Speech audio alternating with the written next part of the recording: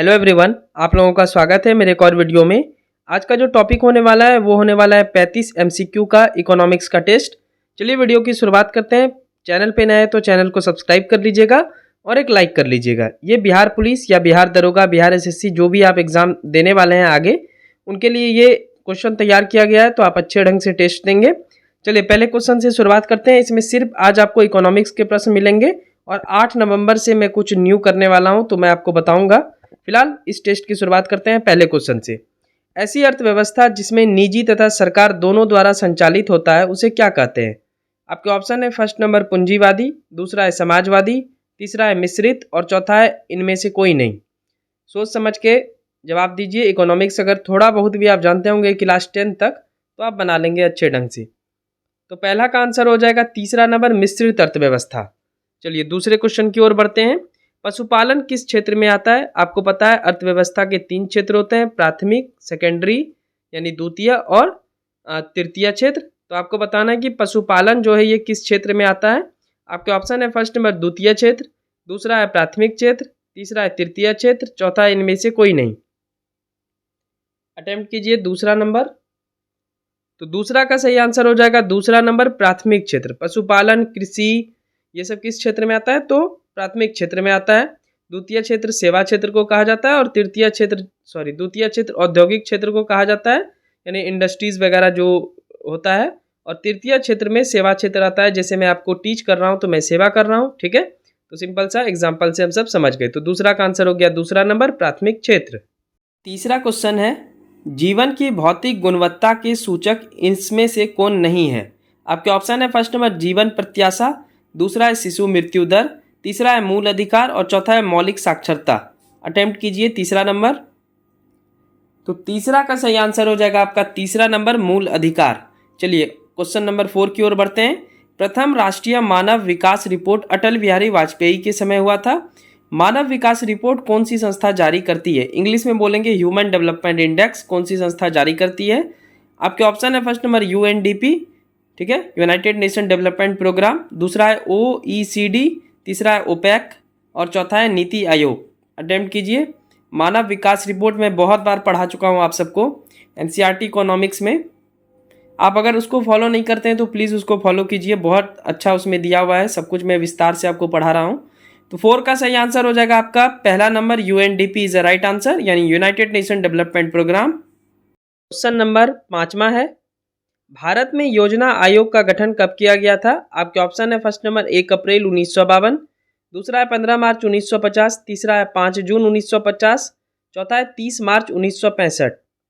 योजना आयोग का गठन कब किया गया ये आपको बताना है। तो 5 का सही आंसर हो जाएगा आपका दूसरा नंबर 15 मार्च 1950।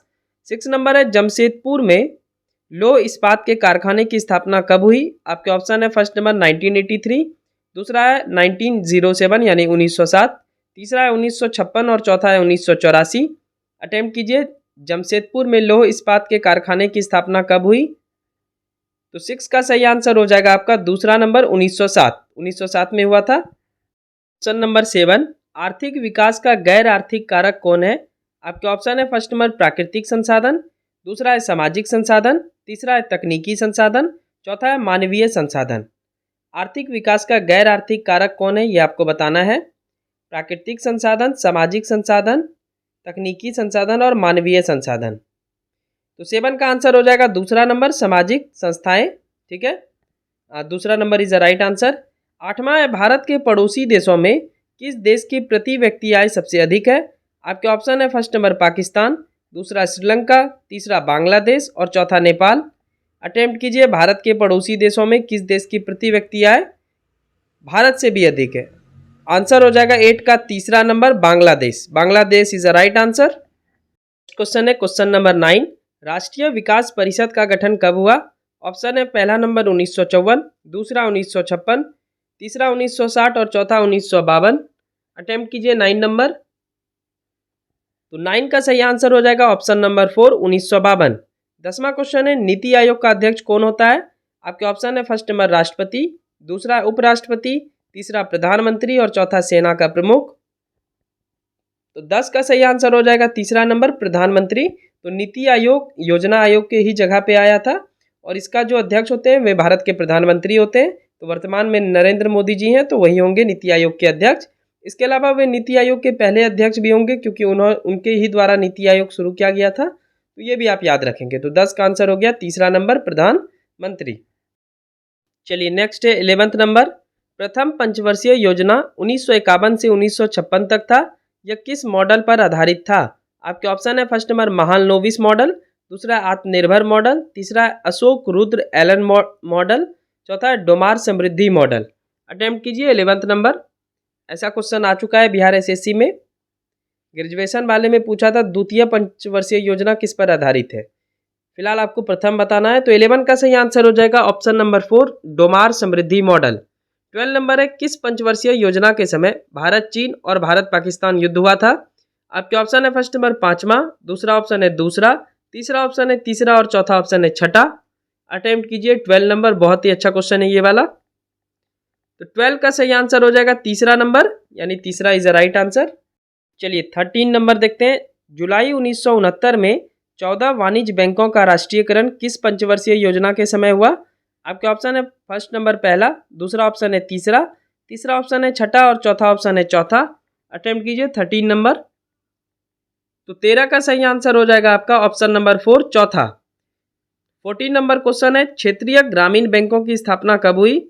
आपके ऑप्शन है फर्स्ट नंबर 2 अक्टूबर 1976, दूसरा है 2 अक्टूबर 1975, तीसरा है 3 अक्टूबर 1975 और चौथा है 10 अक्टूबर 1976। क्षेत्रीय ग्रामीण बैंकों की स्थापना कब हुई ये आपको बताना है। तो 14 का सही आंसर हो जाएगा दूसरा नंबर, 2 अक्टूबर 1975। नेक्स्ट क्वेश्चन देखते हैं, क्वेश्चन नंबर 15। डाक विभाग में स्पीड पोस्ट व्यवस्था कब से शुरू हुआ? आपके ऑप्शन है फर्स्ट नंबर 1987, दूसरा है 1988, तीसरा है 1989 और चौथा है 1986। डाक विभाग में स्पीड पोस्ट व्यवस्था कब से शुरू हुआ ये आपको बताना है। तो 15 का सही आंसर हो जाएगा option number 4, 1986 is a right answer. 15 का हो गया 4। 16वां है, भारत में आर्थिक सुधार यानी उदारीकरण, निजीकरण व वैश्वीकरण की शुरुआत कब हुई? आपके ऑप्शन है फर्स्ट नंबर 1992, दूसरा है 1991, तीसरा है 1993 और चौथा है 1995। भारत में आर्थिक सुधार यानी उदारीकरण, निजीकरण व वैश्वीकरण की शुरुआत कब हुई ये आपको बताना है। तो 16 का सही आंसर हो जाएगा दूसरा number, 1991। 1991 is the right answer. Next question है क्वेश्चन नंबर 17। भारतीय रिजर्व बैंक की स्थापना 1935 में किस एक्ट के तहत हुआ? आपके ऑप्शन है फर्स्ट नंबर आरबीआई एक्ट 1934, दूसरा है आरबीआई एक्ट 1935, तीसरा है आरबीआई एक्ट 1933 और चौथा है आरबीआई एक्ट 1932। ये तो इजी क्वेश्चन है। तो 17 का सही आंसर हो जाएगा आपका पहला नंबर, आरबीआई एक्ट 1934। 18वां है, केंद्रीय सांख्यिकी संगठन की स्थापना 1954 में हुई। इसका मुख्यालय कहाँ है?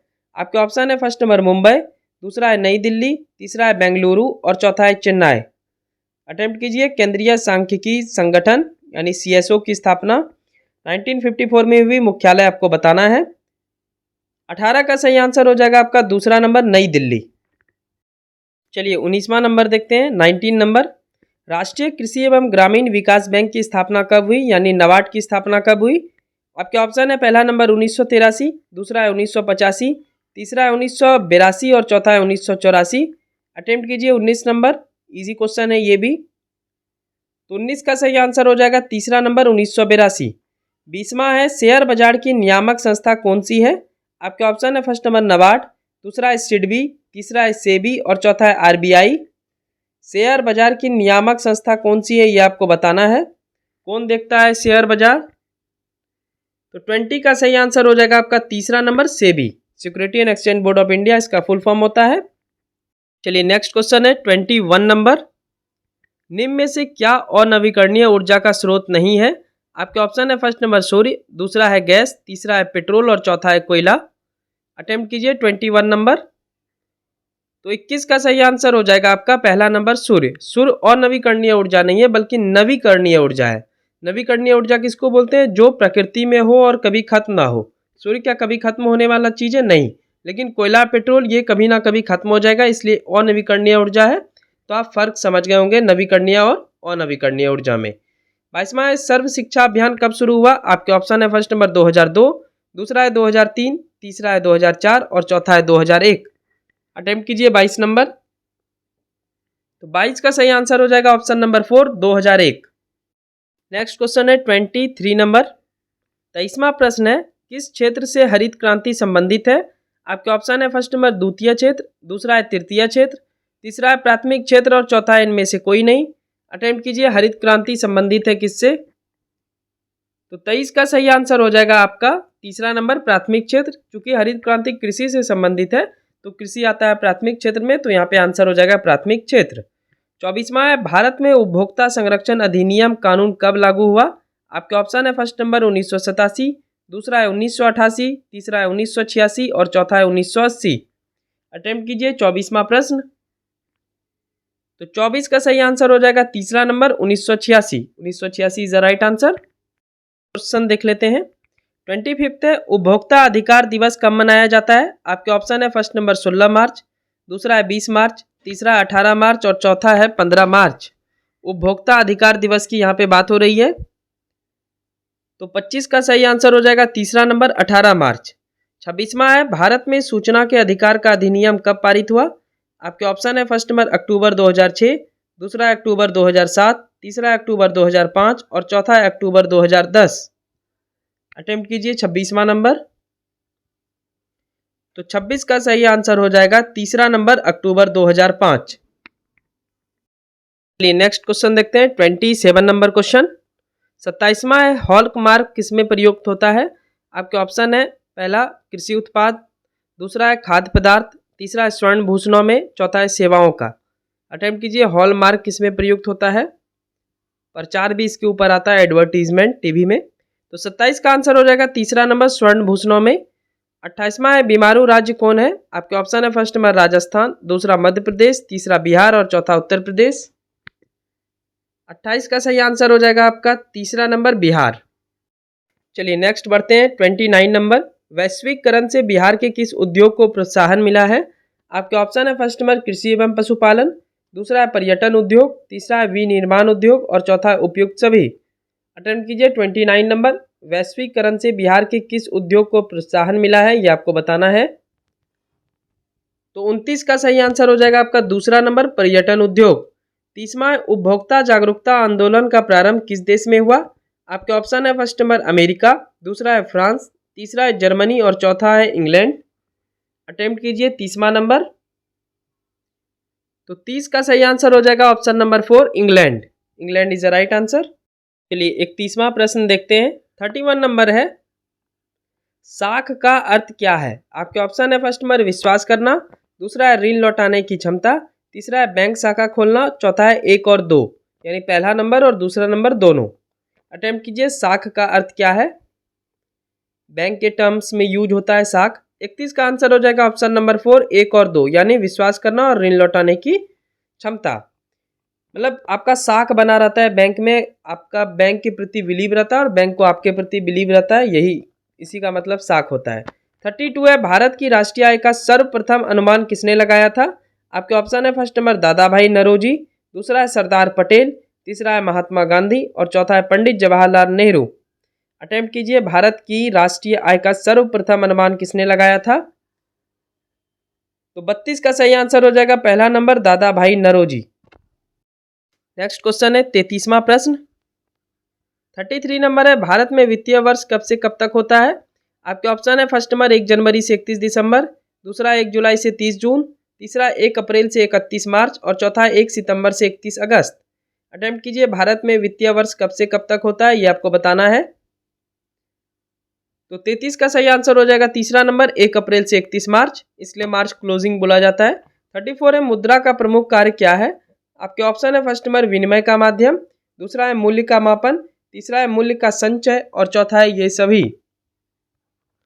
तो 34 का सही आंसर हो जाएगा ऑप्शन नंबर 4 ये सभी। विनिमय का माध्यम मतलब पैसा से लेन देन होता है, मूल्य का माप 1 रुपये 2 रुपये 5 रुपये सबका नोट, और मूल्य का संचयन आप पैसे को जमा भी कर सकते हैं। तो 34 का आंसर हो जाएगा ऑप्शन नंबर 4।